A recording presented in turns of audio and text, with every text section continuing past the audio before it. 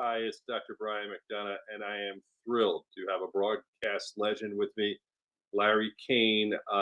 Probably anywhere in the country you would know where he is because in his career, he's worked network television, his time in New York at ABC, but in the Philadelphia market in particular, he was an anchor. I think you're ABC, NBC, CBS over the course of your career. Hosted a program called The Bulletin. You spent a lot of time. I want to talk about with the Beatles, but before we even get into that, thank you so much for taking the time to join the program. To be with Brian McDonough. Come on. I can- I know it was. I appreciate that. And for those who wouldn't know, and I'm sure you wouldn't, I mean, I first met Larry, and he may or may not remember. I was in college. He gave me time to do an interview for a college newspaper, and I remember how exciting it was to meet him at that time. At that time, you were working at Channel 3, and we talked a little bit about your career up until that time, which already was pretty interesting. And since that time, obviously, you've done many things. And at the present time, you're still covering politics for KW News Radio. You're the analyst who comes in and you know all the different information about candidates at this really Best, crazy. best job I ever had, by the way. I don't doubt that. I know I can tell by the energy you put into it and the knowledge it goes so well. But I'm going to show a picture here now just to get things started, right here of Who's that? Larry King. Who's that guy? No. Some famous people that you may know if you're watching this. And another shot here is Larry with looks like George Harrison and Larry with John Lennon. And so people are probably, if they don't know you, they're probably saying, "What the heck? Why would this famous news anchor be hanging out with the Beatles?" So let's start with that. What was the connection with the Beatles? I mean, what an amazing opportunity if you were ever going to be encamped with any group of performers at any time. 1964 with the Beatles. I mean, you couldn't have timed it better. How did it happen? Well, it was very unusual. They had come to Miami for a very quick trip. And ironically, this is just such a weird year. 1964 was such a bizarre year. I worked at Miami Beach at a radio station that was 3 blocks away from the Fifth Street gym where Cassius Clay was training. Oh my gosh. And that same year, I actually was ringside. If you look at the film, you can see me when he looked out at the crowd and said, "I'm the greatest." After he basically did a TKO on Sonny Liston.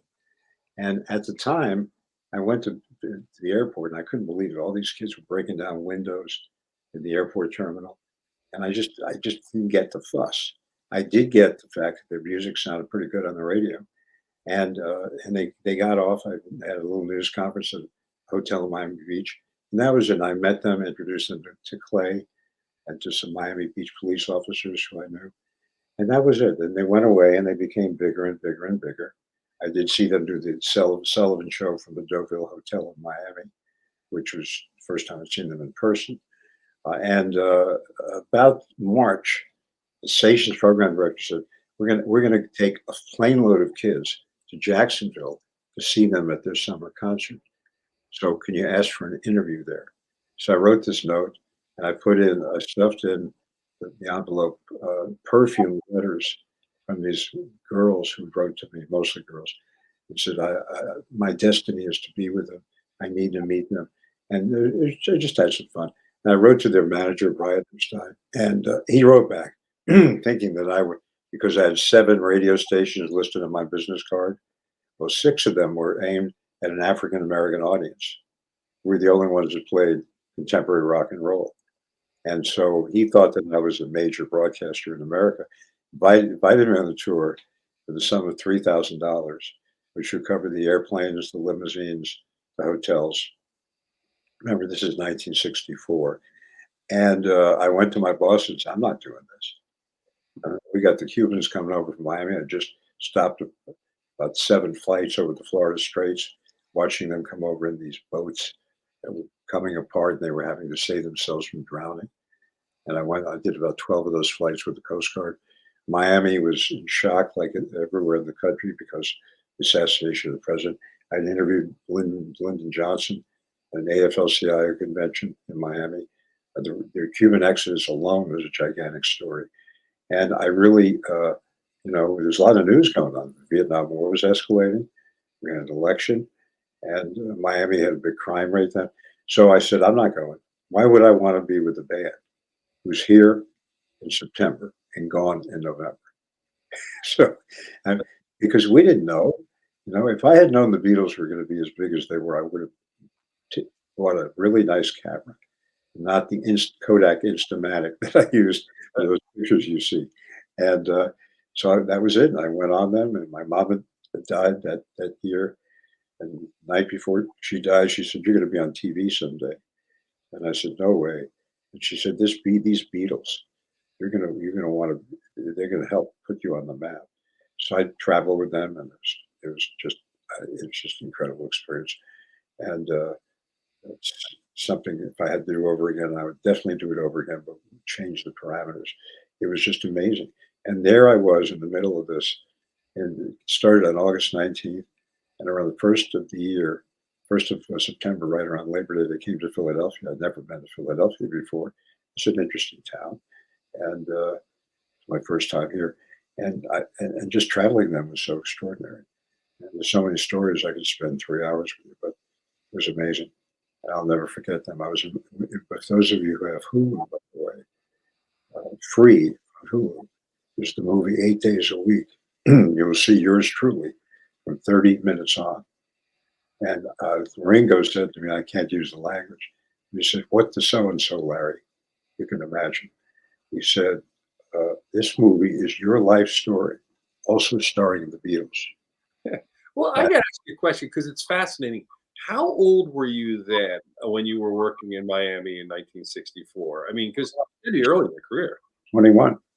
So you're 20. Now, you got to picture this. If anybody who's 21 years old or is involved in any career, you have a 21-year-old man who literally is meeting Cassius Clay, the Beatles. You're flying in these missions associated with Cuban refugees. You're on a major market radio station. Was that WIOD or WFUN. a few? Okay, and so you're doing all that initially in your career in broadcasting. I mean, it's fascinating, and for a lot of people, you'd be like, "What do you do for an encore?" You've heard of the character Zelig? This- Yes. They called me the modern day Zelig in some stories. In 1961, I had close contacts in the Cuban refugee community in Miami. And one of them brought me down to Homestead, which is south of Miami. And they were firing guns, and they had instructors. And I said, "What's going on?" They said, "You can't tell anyone. You can't." And they said, "We're planning an invasion." And on April 16th, 1961, at the age of 18, or maybe 19, I broke the story of the Bay of Pigs invasion. And they Oh, invited me to go to Cozumel because some of the ships came from Cozumel. And my mother said, "You go, don't come back because you're not coming back if you go." And I didn't go back, probably would have been dead. And it was, I mean, for an 18-year-old kid, it was an incredible story. that is amazing. I mean, but this is history, obviously, and we can go. I'm also in 1968 in the London airport visiting the Beatles.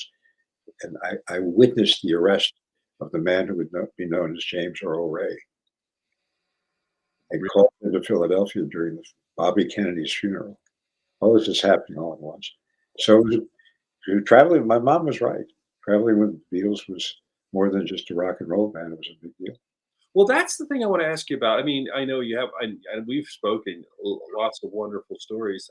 Tell me a little bit about the interactions you had, some of the highlights you'd say, because I know a lot of people recently have watched Get Back, that wonderful documentary where they were really, through technology, made it look like it's happening today, actually.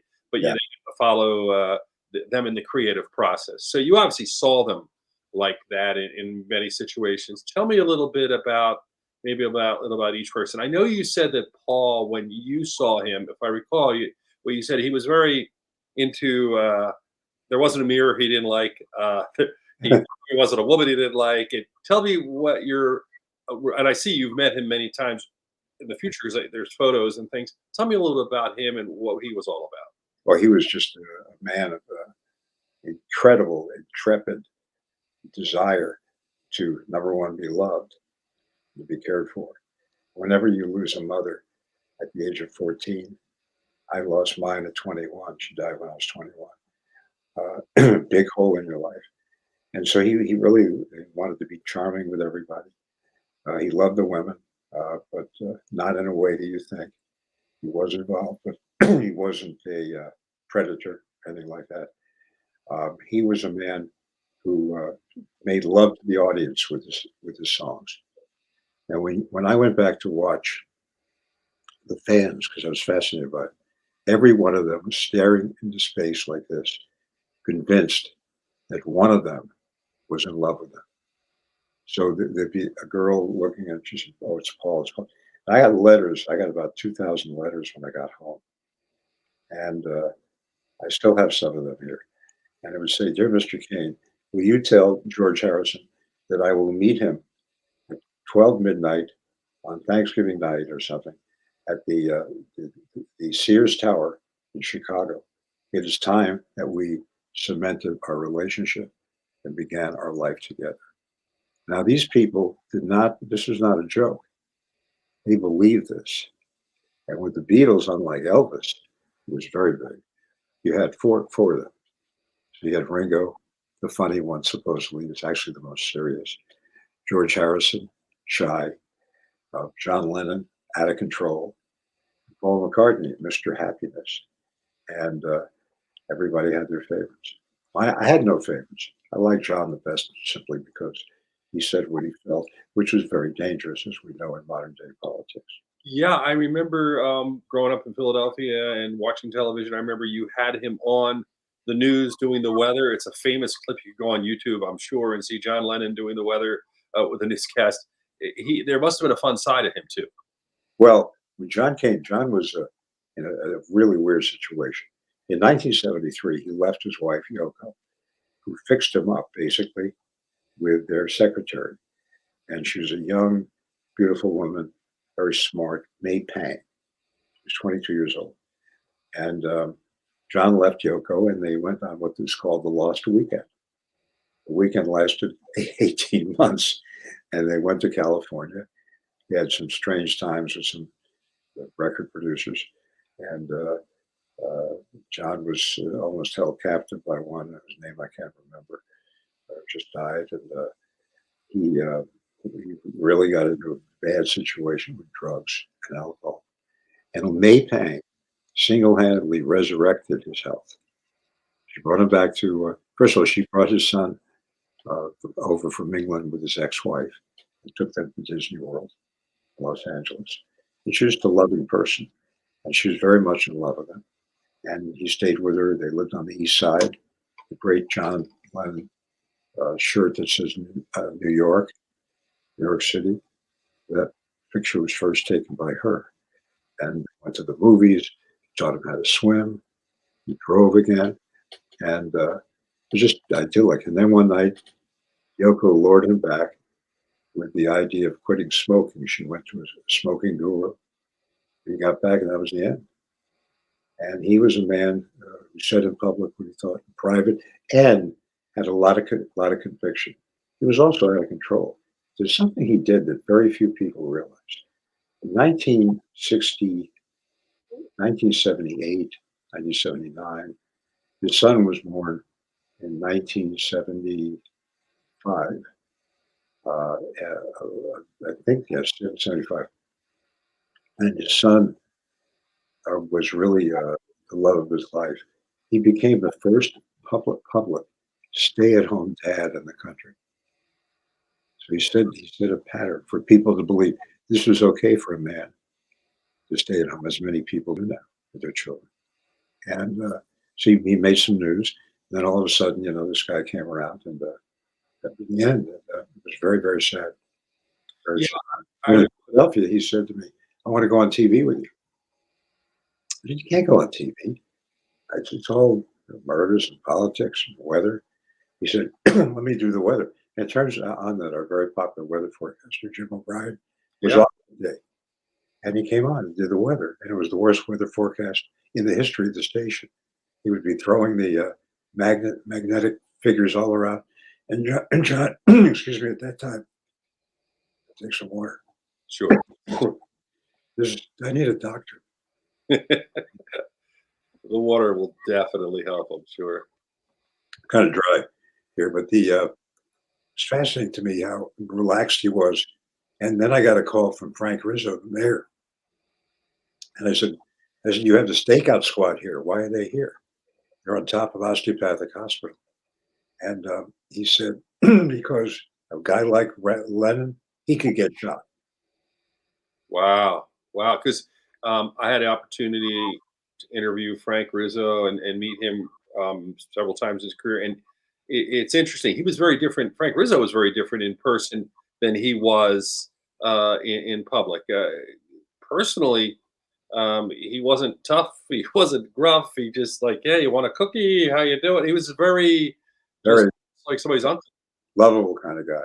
And the most interesting thing about him is that he's been portrayed. The problem with history today is that history is being rewritten all over the place. There are people who want to erase the history of African Americans who've been here 400 years. There are people who want to change books in very affluent counties, Pennsylvania, surrounding Philadelphia. They want to change books. They want to ban books on the Holocaust. They want to ban books about the the really horrible history of race relations in this country, and the history is horrible. And they want to change things. And the fact is that a lot of Philadelphia progressive politicians feel that Frank Rizzo was a total racist, which was not exactly true. He made some mistakes and he said some things, but he was more loved by the black community at the time than hated. And because there's two things that Frank Rizzo did. Number one, he kept the city safe. We had 9,000 police officers. Okay. We now have on the street maybe 4,500. And the city was spotless. You could fry an egg on the sidewalk. Okay. So there are people, unlike other people who lived in South Philly, lived in the Northeast, maybe wanted to move out to the suburbs, lived in West Philadelphia, maybe wanted to move to Upper Darby, Delaware County, but did not have the means to do so. So for those people, whether African Americans, Italian Americans, Jewish, Irish, for those people, he kept the status quo. And keeping the status quo meant that they could live in peace and quiet in the city they were in. Now, tactics, that's always going to be controversial, but he was a fascinating person to cover, I'll say that. And he called me Larry Kane all the time. Larry Kane. Everybody would come up to Larry Kane, Larry, not Larry, but Larry Kane.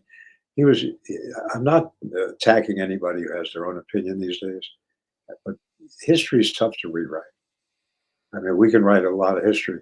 If you take a look at the way Philadelphia developed, there was a wonderful mayor here named Richardson Dilworth. Mhm. And there's a plaza named for him at City Hall. And he was one of the most fascinating people. In fact, I think in 10 years, they're supposed to open up a time capsule of an interview I did with him in 1972 or 73, where he just blasted John Kennedy. Because, Dilworth was considered Kennedy's main opposition for president.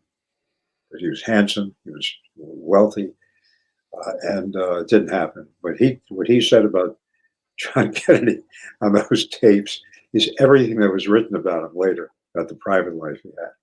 And I hope I live to hear it because it's great. I But hope you're here to see it. Yeah, that would be so. You know it's on there before it even comes out. So here's the most interesting part of that whole Rizzo and Philadelphia story. There were two people here. There were two mayors. One was named Joe Clark. He was from Louisiana, and he became the mayor in Dilworth. And they're very applauded for helping Philadelphia become a modern city. But there's one thing that no one talks about. They built Society Hill, and in all the incredible articles over the years, if you look back at the press, you see the fact that the area from Vine, maybe Vine or Market of Chestnut, down to South Street a little further down, and the river to 20th Street, or 15th Street to Broad Street, was redone. Beautiful homes were built. What that did, though, was create an exodus of 350 to 400,000 people of black or brown color. And they wound up in North Philadelphia. And in the same process, in a couple of years, the Jewish people, the Italian Americans, the Irish who lived in that neighborhood moved to the Northeast. Okay. And North Philadelphia was left with a vacuous economic horizon, and it was called the ghetto. Living in the ghetto, the great Elvis Presley song. And, I always felt that Clark and Dilworth were given too much credit and not enough critique for pushing people out of their homes and developing these beautiful townhouses where people still live. And by the way, everybody has a right to live the highest quality of life that they can. But I thought that was a bad time in Philadelphia history. Mhm. People should think about it a little more than they do now. I'm with Larry Kane, legendary broadcaster. You can tell already just in our conversation, so many different people he has touched or been touched by in his own life. And want to wrap up the Beatles a little bit. When John Lennon, I remember watching Monday Night Football, like so many Americans, because back in then everybody watched Monday Night Football. They watched Johnny Carson. They watched certain programs. And I remember when Howard Cosell announced that John Lennon had been shot. I mean, as just a music lover person living in the country, I was saddened by it. It must have really pierced your soul. It probably.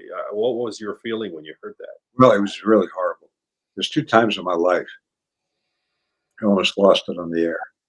The second was when Frank Rizzo died, because he was a great part of my career in terms of covering news, for better or for worse.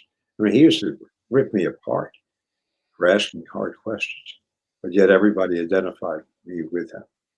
And I did not have the same politics, but I had admiration for what he stood for at the time, not for everything. The other was when John Lennon died. And let me tell you, there's a producer who worked with us at WABC who had a motorcycle. And he was going home that night, and his motorcycle was hit by a cab, and he suffered tremendous injuries. So they took him to the same hospital where John was taken to, almost arriving at the same time. And he was laying in bed, and he saw John coming in, and he heard the screaming, and he saw the body, and it's really bad. He reached for a wall telephone, and he called a very good friend of mine who actually took my place there in New York, Ernie Anastas, an anchor, longtime anchor. And he said, "I think John Lennon's about to die." And he said, "I think he is dead." Ernie was about to go on the air when he called me in Philadelphia to tell me.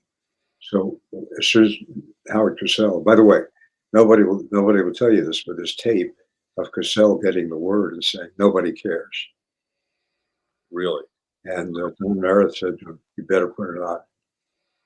Okay. Wow, that's incredible. He's kind of an arrogant guy, but big personality. And so I went on the air, and I lost it. I mean, for the fact that someone had just taken down like that, a guy who, in his own way, came from a middle class family, a father who was never there, brought up by his own aunt. His mother had many social issues, and he was a dreamer. He was a dreamer, like he said in the song. Imagine. And I just couldn't deal with it. Mhm. So I did, and life went on. I've been up to Yoko's place a couple of times since. She always has me sit in John's chair in the kitchen, and she stayed there. I don't know how she can do it every day. And she's a very interesting person. She did not break up the Beatles, but he was a very instrumental person. When he came to Philadelphia that day, 17,000 people showed up at 4100 City Line Avenue, and then there were more through the weekend. And that's why Rizzo sent the stakeout squad people, and they were concerned about security. Sure. He stayed on the air forever, and then he went on the air. He walked in the studio, and Jim O'Brien was home sick, And he called in and said, "I can't believe this. I just can't believe this." And there he was, and he was doing the weather. And then he sat on the set at the end when I signed off. And I said, "For Joe Pellegrino, Jim O'Brien, and John Lennon, I'm Larry Kane. Good night, and thanks for being with us." Wow. So it was just everybody looks and say, "Wow, that's a weird thing." But it was a great experience. Covering this community was also an incredible experience. Watching the changes in the community over the years, and also watching things that didn't change. For example, What hasn't changed? Philadelphia School District, a little bit, not enough. And I go back to a story of a young lady that I haven't talked to in a while, who entered a contest in the Philadelphia Inquirer. You to write an essay about the person you'd like to spend the most time with, a well-known person. So this young lady, I won't say her name right now, wrote and said she wanted to meet me, and they had a breakfast. We met all the people. There was President Penn, I think the mayor of Philadelphia at the time. I can't remember. But it might have been Rizzo, not Rendell. I'm not sure. I think it was Rendell because it was in the 90s. And we went to Wanamaker's or somewhere. We had breakfast, and I said, "What would you like to do?" She said, "I'd like to spend a day with you." So I got to know her, and she was lovely. And she went to a school in Germantown, the Henry School, and she asked me to be her graduation speaker, which I did. And then I got a call from her mom, and her mom and grandmother were her whole life. And the mom said to me, "She's supposed to go to Germantown High School, but I will find any suburb because I will not allow her to go to Germantown High School. I'm trying to get her into Girls High or Central." So I took it upon myself to call the principal of Girls High, and I explained to her that, and it's true, that many people who were brought up in minority homes have problems with the SAT test and the the standardized test. I did. I was I had a horrible SAT score. It was amazing that I even got into college. Never finished. It's amazing I got in. And so I told the principal, I said, "I'll do whatever you want." And she let her in. And then she asked me to speak. I don't know what happened after that. I think I did speak. But the fact is that her life was changed by doing this. She had an advocate. How many people in Philadelphia life, going back the 56 years I've lived here, how many people have had those kinds of advocates? Hmm. I had no guilt about that. She was one person, but I felt good that I could help her. But You had an opportunity. Yep, you wanted to help, and you know, having a role like yours, it's hard for younger people. I haven't talked with my kids about it. They don't understand the power of television 25, 30 years ago when it was a limited number of stations. I mean, now everybody's on video. It doesn't, but at that time, if you were an anchor or a trusted part of the community, it really meant a lot more than I don't even know if you could imagine it happening today because I don't think anything really has that much power. well, I'll tell you something. When I went on the air, I went on the air when I was 25 years old as an anchor. Okay, I'd been in the city for a couple of years, covering the streets, so people thought I lived here forever because I really knew the street. I mean, I went to neighborhoods that my members of my family had never been to. Okay, good neighbors, bad neighbors, tough neighbors, race riots, uh, uh, protest. This was, the late 1960s, and I remember a young man invited me to a speech that he was making with a couple of very well-known people, Abby Hoffman, who was a very famous, antagonist against the Vietnam War, and involved in the Chicago 8 Democratic Convention, Jerry Rubin, and one of them was a fellow named Ira Einhorn. And Ira owned newsstands around the city. Hmm. Invited me to come in. So I walked in with the camera crew to a place called the Ethical Society, which still exists on Rittenhouse Square. And the minute I walked in, I realized I was being set up because Ira and his friends went out there and they said, the fascist press has arrived, and everybody started throwing things. They went after the cameraman, and I realized he set me up. And so in 1968, it was very much like it was today. Think about it. If you were pro-police, that had to mean you were for the Vietnam War. Mhm. Okay. If you're against the cops, that meant you had to be against the war. No connection. Absolutely no connection. Okay. The Chicago riots, I was right in the middle of them, the Democratic National Convention. I happened to walk into that street at the wrong time. I'd never seen anything like that before in America. And 3 months earlier, I was in Paris and watched the riots there. And there's just this time is very similar to that time.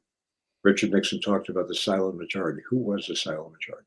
There were white people around the country, and they got the message. Okay, the silent majority, they got the message. So this was a time of racial discord, personal discord, a lot of families arguing with each other, very, very similar to our time today. But there's one difference. There was news. Now the news is dead, real news. And I have some information about how this all happened that I'll share with you. But now you have one network that that defended a guy who shot and killed an African American teenager outside of Orlando, Trayvon Martin. Mhm. You had the other network who defended the kid. You had Fox and MSNBC fighting with each other, and that really helped the country. Did it really brought us together? So now we have the same thing. Is there any place you can get news from outside of maybe KYW News Radio? And look, I think local news probably gives you the best shot today at a fair I report. I wanna ask you about that. I was talking with somebody, and you'll know much more about it than I do, but I've studied these things and spent part of my career in it, and I remember, studying about the fairness doctrine, and I remember going into broadcasting, and every story I did, I was told, and to this day, present both sides. Try to be fair. Of course, Your job isn't to make a decision. Certainly, I'm gonna tell people not to smoke. I'm gonna tell them, but really, when I'm covering a health story, it is not for me to make the decision. It's to present facts. This has changed, and I think people aren't even apologetic about it. They just know there's numbers they have to get, ratings they have to get, money they have to make, and they're searching for an audience. they And they are. And there's something. It's very commercial. All right. The MSNBC crowd knows that their audience is fairly liberal, some progressive. The Fox crowd knows what it's doing. Incidentally, the Fox News itself was not really touched until recent years. It was the Bill O'Reillys and the Sean Hannitys who eventually took over the network. So, but there's a story here that very few people know. One of my great heroes in my lifetime was John McCain. And John McCain was vilified by Fox when he was alive and when he was dead. And John McCain was truly, to me, a guy who could endure what he endured for the sake of his country. It was just amazing. mhm, So I always admired and still admire him in death as I did in life. And I found out something about John McCain. He didn't realize, but he was the father of the modern news operation. He was the either chairman or vice chairman of the Senate Communications Committee, and he's the guy who helped push through the legislation that brought unlimited ownership of television and radio networks, unlimited ownership of radio and television stations, allowed Fox to go on the air without any fairness doctrine at all. Okay. So, in a sense, and I'm sure he didn't ever expect it was going to be this way. He brought in the era of divisive broadcasting. Now, my feeling is if somebody's telling me a lie over and over again, whatever it is, whether it's Rachel Maddow or that guy, Tucker Carlson, mhm. okay, if somebody's making the news up every night and trying to lean me a certain way, I don't want to watch them. I, don't, I mean, the only networks that really, the three network newscasts are not bad. Okay, CBS, NBC, and ABC. And this Shepard Smith is very good on CNBC, straight down the middle. But it's hard to get that. And as you know, most people make their decisions today based on the visceral feeling of how they feel about a candidate. That's why President Trump was successful in being elected. And as I said, and I'm not talking only about him, but as I said, if you are in a situation where you're getting bad news every night, fake news, it was Joseph Goebbels, the propaganda minister who created the Hitler menace in the world, who said, and the quote is right there, if you tell a lie long enough, it will be the truth. Okay, whatever it is. And by the way, it's my opinion that the far out progressives are just as bad as the far right wingers. When you think about the fact that both sides are telling you, do it my way or go away. They're not saying, can I listen to a debate? Can I have a discussion? I mean, the greatest show in the world would be if somebody could put it together to put an MSNBC up against anchor up against a Fox anchor and duke it out every night. That would be a real show. Okay, then who's in the middle? I mean, if you watch the CBS Evening News or Lester on the NBC News or the ABC News, which reminds me more of Action News in the beginning than any of the network newscasts. If you look at them, um, they're pretty straightforward. You know, and sometimes if you don't like the news, if you don't like the fact that Trump is being raked over the coals about January 6th, if that affects your opinion and you can't believe that he might have been involved in it, then you have a problem. If you're listening to Rachel Maddow and she tells you that progressive politics can change the country, people are afraid of both ends. And the great middle is usually the group of Well, people that elect the country. I want to ask you that because you also, in your career now, especially, and you can just tell, I'm sure our viewers and listeners know the passion you speak with, and you know far more than I do. But if you look at politics, at least my take on it is you're going to have extremes on either side, and there's going to be there. But it seems to me that the way our political system is set up is that you have to appeal to the extremes in the primaries, and it almost takes out anybody who could be moderate from running. I mean, I think most Americans, if you took all these different issues, probably could be liberal, conservative, progressive, depending on what they're talking about, it would all vary. I saw it in healthcare. I mean, obviously, I know what I know in healthcare, and I saw where there were people who wouldn't wear masks or were against vaccines. There were people who believed everyone should have a mask at all times and people should not have control. And there was everything in between when, in fact, there was a reality of the health issues that were there. But the middle never seems to get that voice. It Well, always seems to be the extremes. it's government by minority, it really is. And what you have here is very passionate issues. First of all, COVID was is and was a very dangerous disease. A guy my age is highly vulnerable. I never got it. My wife got it once uh, about a month or two ago. It's pretty mild, but I masked up. I did every booster. I will do everything I can. I can't tell you how many stories I've heard locally about people who had relatives, fathers, mothers, children, grandchildren who refused to get vaccinated and died. And to me, that's a heartache. So to politicize that issue one way or the other, it's pretty bad.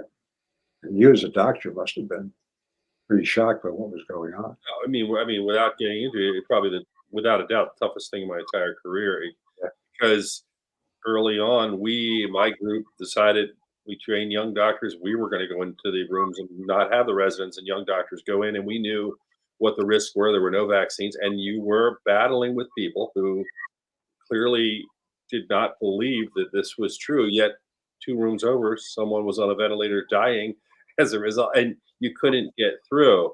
So it was you almost have to go into a compartmentalization of your mind where you just say, I'm going to focus on trying to help these people. and that's all I can do. But to your point, the misinformation that was out there all over the place was incredible. And when we see that, and you see what's going on, you do long for the days when there could be objective news. Do you think we're ever going to get there again? Do you think it's I think so. I think it all goes in cycles. But I'll tell you what's going to happen now. The Roe v. Wade decision. And by the way, I have no problem with people who are pro-abortion or people who are anti-abortion. Everybody has their viewpoint, and from a religious standpoint, from a life standpoint, it's very important to a lot of people. But a lot more people in the country are more open about Roe v. Wade than are closed. And so what you have now is a Supreme Court that's literally going to take issues. There's what they call a parallel agenda of the Supreme Court. Normally, the Supreme Court decides what to argue about by issues that come before them. So they have now accepted all the issues of the conservative agenda. Now, the reason Roe v. Wade is different than, we in the Jewish community like to say, why is this night different from any other night in Passover? Well, we eat unleavened bread to crystallize the visit to travel out of Egypt for the Jewish people because they couldn't have real wheat. And why is this election cycle different than any other? Because the Supreme Court is dealing with issues that have direct impact on people. You could talk about pollution, and we know that there's a cause and effect. But when you talk about what a person can do with their body, whoever they are, I mean, a full 40% of Republicans are angry about Roe v. Wade being overturned. This is a hot issue. And yet, I understand, I have plenty of friends who are, I hate to say pro-life and pro-choice because they're really misnomers. If you're pro-life, that means you would not want anybody to shoot somebody. Or if you were pro-life, you wouldn't want guns on the streets. Isn't that correct? I would think. So the day before they came out with Roe v. Wade, the Supreme Court opened the country to concealed weapons everywhere. Is there a contradiction there? so? Let me ask a bigger I'm question. asking the question. Yeah, I'm- yeah. Go ahead. I'm sorry. My friends will say, "Oh, you're a liberal, a pinko, and all that stuff." Believe me, I am straight down the middle when it comes to news.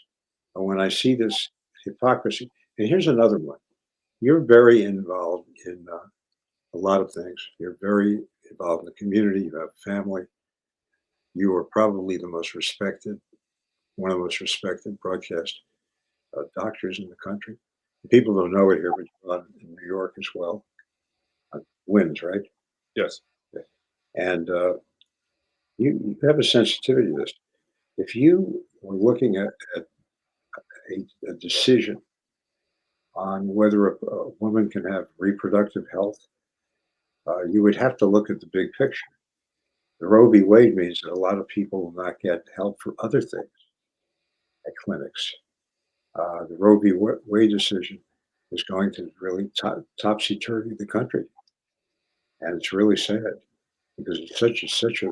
Now the other issue they have is gay rights. So in reality, um, we have a very interesting scenario on the Supreme Court right now.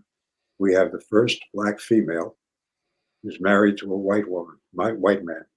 Okay, we have the first second black after uh, the great man years ago, Clarence Thomas, who's married to a white woman.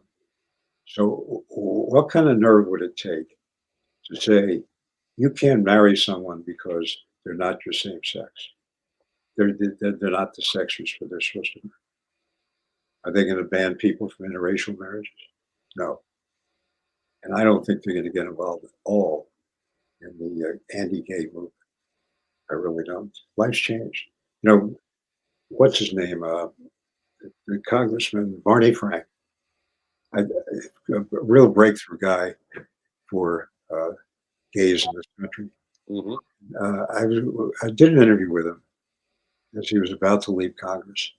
Actually, it was done at the Constitution Center. And he said, I think that the bias against gays is the meanest thing in America. I said, first of all, if two men are happy, two women are happy together, and they're living a fruitful life and they're productive. Why break them up? The worst thing that you'd have to do if you had a gay neighbor was maybe buy them a wedding present. And he's right.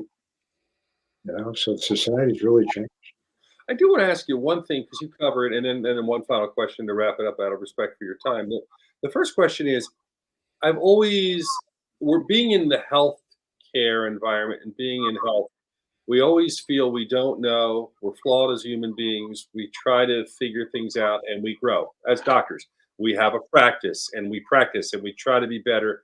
No one's perfect. I've always struggled. I mean, I follow laws, but I've always struggled with laws. I've even struggled when they say this is a precedent because it's flawed people making flawed decisions about issues.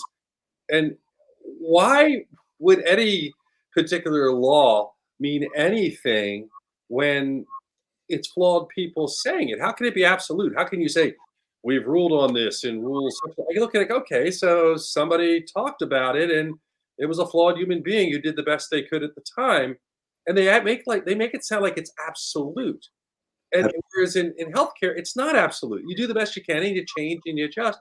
What is it with law that they Well, hold on to these things? first of all, there's a lot of religious intensity about Roe v. Wade one way or the other. Okay, and I don't take a position on it because I think that people are smart enough to figure it out. But I want to tell you about two billboards that tell you the whole story of America. Okay, 1960. I'm riding down Dixie Highway. They still call it Dixie Highway. Yeah, they do. Yeah. We won. And I'm riding home from work, the radio station. And a senior in high school, working a shift at night at a radio station. And the first billboard I see is this gigantic billboard of John Kennedy's face surrounded by the Pope's habit. Hmm. And it says, "Do you want Rome to rule America?" Pretty hateful. Hmm. Because Catholics, even today, are not treated as well as they could be in the South. Okay. It's a very Christian Baptist kind of environment, Methodist. And that's just the way it was. Hmm. The second billboard also told you a lot. It said, "Impeach Earl Warren." Well, Earl Warren was the governor of California and a Republican. And in 1954, I think it was 54, I may be wrong. As you get older, the years start to fade a little bit. In 1954, the U.S. Supreme Court, led by Republican conservative Earl Warren, voted, I'm thinking unanimously, large vote, 6-3 or something, that the schools of Little Rock had to be integrated. And at that time, the governor of Arkansas, Orville Falpus was his name, locked the schoolhouse door. And Dwight Eisenhower, Republican, a man who helped us win the war, the architect of the D-Day invasion, uh, sent the troops in to enforce the Supreme Court decision. And those kids got into that school. So when you look at political decisions, they have consequences. Hmm. Election now there's a great thing, incredible thing happened after that. Since 1968 in our country, so through 19 through 2020 through 2020, the Republicans have won the white vote in every election, the majority white vote. What happened? Well, the South was ruled by Democrats.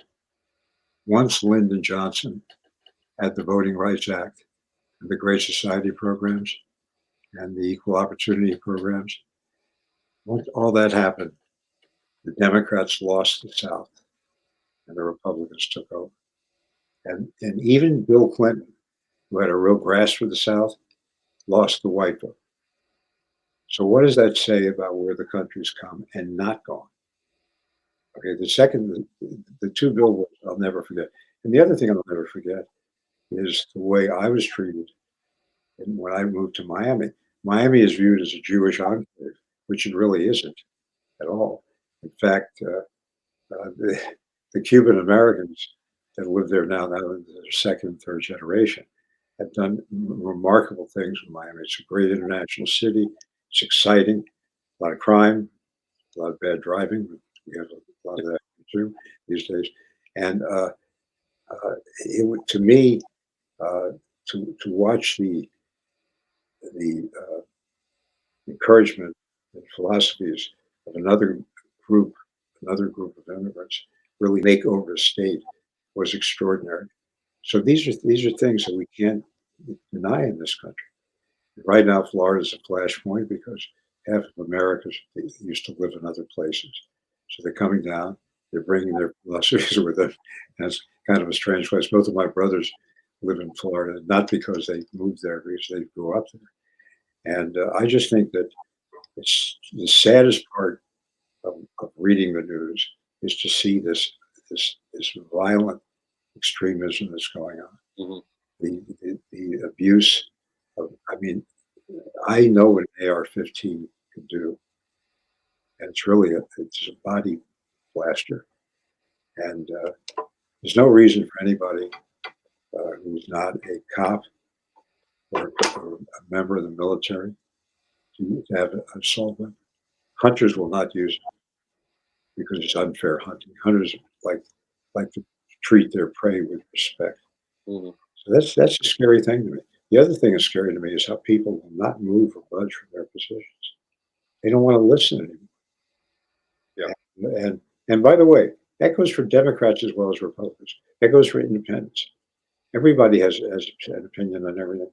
One thing I've learned in the last couple of years, everybody wants my opinion on everything.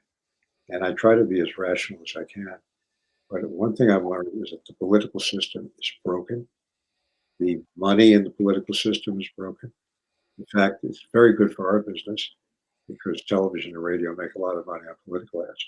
But it's complete. I mean, look what happened in the primary, the Republican primaries, the Democratic primaries. Uh, Doug Mastriano won the Republican primary without money because he had people with passion, whether you like their points of view or not. He's got a hard road to the fall, but the fact is that the big money has made people like Dr. Oz and David, both fine people, I'm sure, get very close to the power system, and they even live here. So it's just an interesting kind of thing. By the way, everybody says, "How can he do it? How can they run in Pennsylvania?" And the fact is that I'm on the air with Brian McDonough. I'll call you right back. Okay? I don't mind giving you a plug there. Uh, No the, problem. Thanks. uh, the, uh, the most amazing thing about all this is that I really feel that we're going to come through this. And I always feel there's always a balance. I mean, right now, Joe Biden's having a rough time. It's obvious that this administration is not together like it should be.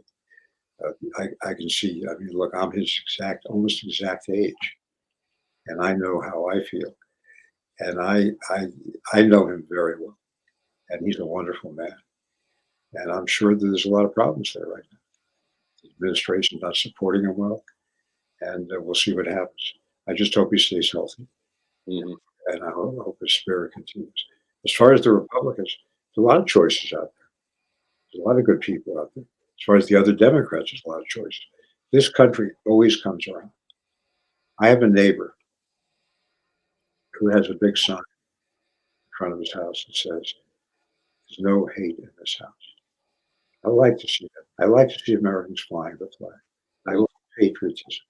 All of a sudden, flying the flag is being unpatriotic. What's that all about? We've come to this maze of imagery and and conclusions based on pure emotion and not real truth.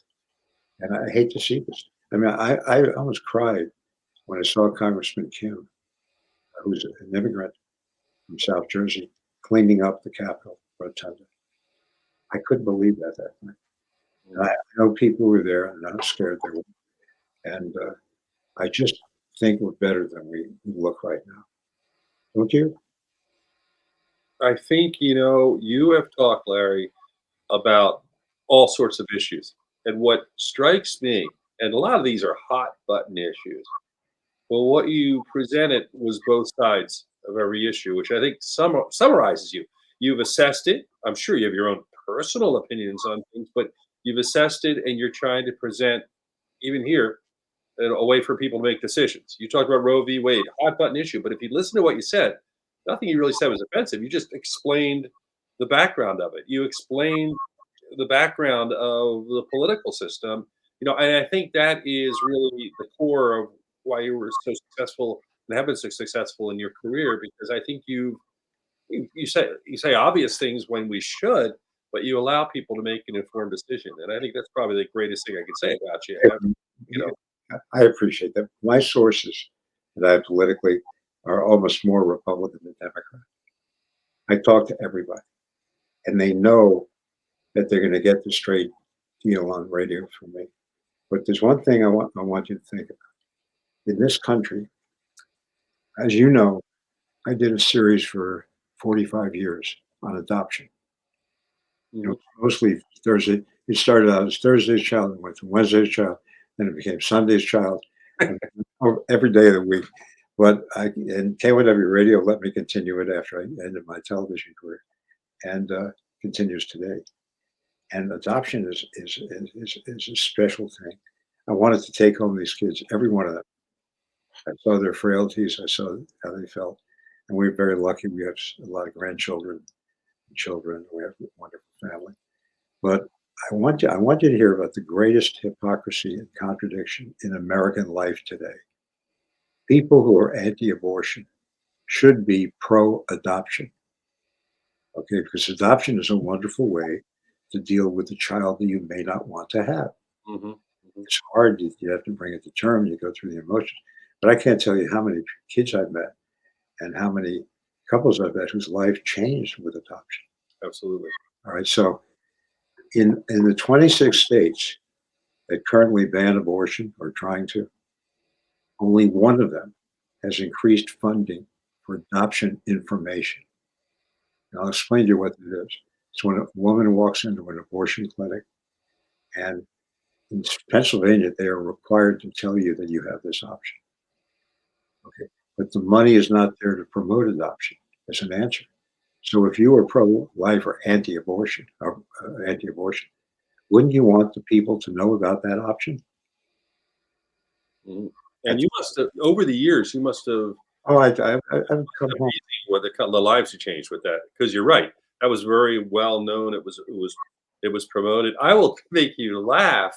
One year I was in these Emmy Awards, I was up against Larry Kane, and it was Thursday's Child. I'm like, I'm not gonna win. How do you win against this option? But the point was what you were doing really made a difference. And I think you're right. I think to give children that opportunity to have a family when you can, and to provide that support, even if it's big brothers, big sisters, but it makes such a huge Well, difference. it's a decision of a lifetime. And you know something I'll never forget at Channel 6, we did some heavy duty journalism at the beginning. We had a show called Public Bridges, Private Riches. It was about how the politicians decided where the high speed line in South Jersey was going to end. And it turned out it ended in Deptford Township. And Deptford Township was where everybody bought the land before the legislation went through. Wow. Okay, this has really happened, right? No, people forget. We also did a show called Decision of a Lifetime, which in 1973 was revolutionary television.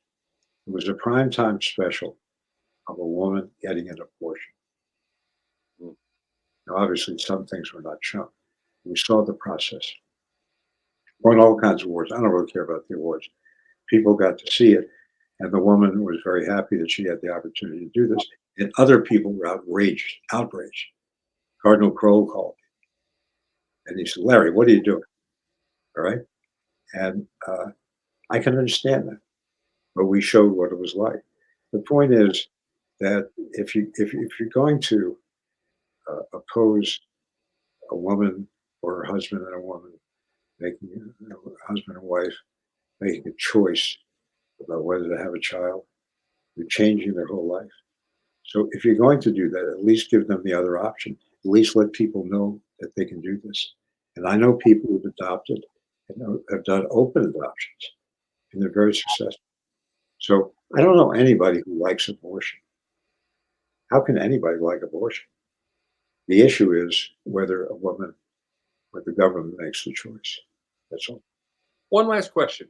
Greatest story you ever covered. What would be the number one story in your career? I'm sure you've been asked this before, but the number one story in your career, all things considered, starting all the way from Bay of Pigs all the way to present day. What would you say? I've covered a lot of big stories, but it was actually the story of a carpenter in Philadelphia that to me was the most touching story and affected me the most. His name was Emo Lobianco. And I think he was a carpenter or plumber. I'm not sure. I have to check my own book to figure it out. And he went down to Houston to receive one of the first heart transplant operations that would save his life. And I asked him if it was okay if I went with him. So we came kind of close. And he went to Dr. DeBakey, Oh, Michael Bay. and it was at the big Houston Medical Center. And so I went through the whole process. And then he went into the operation, he died. And to me, the fact that he was willing to have the courage to take the chance early on when there was so little known about it. And to me, that was the most significant story because it was one person's life, Yeah. decision you made. I mean, there's a lot of great stories. With the move confrontation, Frank Rizzo's career, Tom Ridge, the White House, uh, the war in Vietnam, 7 trips to the Middle East, and certainly the stories of individual people in Philadelphia. This is a great area. And this current crime we have is because of the lack of leadership. Is there anybody on television or radio or city government who's saying, we're coming for you? Mhm. We're coming for you. We're going to arrest you and we're going to send you to jail. Why is anybody saying that? I'll leave you with one thought. In 2007, on KYW radio, I did a show called Breakfast with the Candidates. And somewhere in that show, Shaka Fatah was running, congressman running for mayor, said, I have a right not to be frisked, stop and frisked. And Michael Nutter said something along the lines of, I have a right not to be shot. And now stop and frisk is coming back. They're talking about it. So the same progressives who ripped down Frank Rizzo's and covered up the Marconi uh, statue at South Philadelphia Monument are now, we need frisk. We may need to bring it back. Suddenly, the entire thing is transitioning from a, a very progressive, let's protect the cops, let's protect the people from bad cops. And there are bad cops. And people should not be abused by police officers because of their color. They should not be arrested by police officers. They should not be shot 60 times by police officers. But on the other hand, who's going to protect us? Somebody has to have the backs of the cops too. And right now, they don't feel very supported. So, we live in a time when we have to value people who, I mean, look, the great heroes of American life are police officers, doctors, nurses. And by the way, it's my opinion after spending a lot of time around hospitals that nurses are really the biggest power of the hospital. Sorry about that, Doc. Absolutely. They are incredible. They are the heart and soul of the hospital, and good doctors know that. And people like you, I mean, your stuff on the radio is so clear, and you tell it just like it is. You let people make their choices, and I think that's why you've been so successful. And it's interesting. Dr. Oz was a different kind of doctor on television, more of an entertainer, and now he's got to deal with real issues, and this is hard for him. It's hard for all these politicians, and he's running against a guy who's sick, and he's going to have to recover. So you're seeing all the vagaries of life come together. This is a very, very interesting year and a year of tremendous change. And I think that the Pennsylvania elections are going to be very exciting by the time they're over. Well, What's your advice, by the way, during this era for people to stay emotionally well? Should they just keep busy? what's that? I'm sorry. Should they? What's your advice for people to stay emotionally well? Should they just keep busy? I will tell you, I have seen more people struggling right now in this environment post COVID, with all the changes, with all those things. I think I have a prescription that I think works. The first is if you can try to get some exercise. Right. If you can have something that's a distraction that you like that gets you out of watching TV all the time, listening to the radio all the time, but get yourself away, whether it's writing, whether it's reading a book, whether it's gardening, you need something to get away. I told somebody the other day, the most therapeutic thing I did probably in the last 3 weeks was power washing furniture because it was mindless and I got something done. You need to do other things and you need You're happy. open and those things make you happy. And Larry, I think you said something very true. You have to be optimistic and you have to hope for things that are better and believe things can be better. Because you're right, it's cyclical. Things go up, they go down. We tend to make the same mistakes over and over again as a people, but hopefully we learn. And when we learn, we get a little bit better. And I do see, when I get optimistic, I look at the generation of people in their 20s and 30s. They don't carry a lot of the baggage that older generations have. They seem to be more open. They're not looking at racial and sexual and social issues. They're looking more at trying to be nice to other people. And if that's the future, that's what we have to do. We have to start to open up. They're more interested in quality of life to a fault. Yes. They change jobs every 3 months, but Well, I can tell you, yeah, there are issues, but I think that's the goal. So to stay healthy and to stay happy, obviously, exercise, good diet, but give yourself things you enjoy. And it sounds trite, but when you do good things for other people, it actually gets you the greatest happiness of all. I really believe that to be the case. Try not to acquire, try to give. And I think if we did more of that, we'd all be better off. But I want to thank you for taking all this time and for all you've done. And I love the fact that we have yet another campaign season and you're going to be in there and I can listen to what your points are because you will be objective and you will talk about pros and cons and that helps people as they make I try choices. to open up the closed doors to people so Yeah. they can understand what's really going on. There's a lot of nuances that people don't get. For example, in the recent election, uh, there was something that happened that was so startling to me. Kathy Barnett, an African American woman running for the U.S. Senate, decided early on, before anybody knew, to campaign with Doug Mastriano. And by doing that, she went to about 47 churches with him. She put her face on the globe of the imagery of central Pennsylvania, and she almost got elected. Mhm. And she was the spoiler between Dr. Oz and Dave McCormick. And the parties they didn't get what she was doing. It was very clever. And I reported it, and nobody believed it. It happened. The point is that you have to look for what's really behind the facade. Uh, the Lieutenant Governor John Fetterman looks like a tough guy who could ride a motorcycle into New Hope on a Saturday afternoon with his family. And he's actually a very low key guy. And so everybody's different. Josh Shapiro is a magnificent politician. Doug Mastriano knows his audience. He knows what to do. It's a very interesting time, very interesting life, and hopefully this COVID variant will not be as bad as we think it is.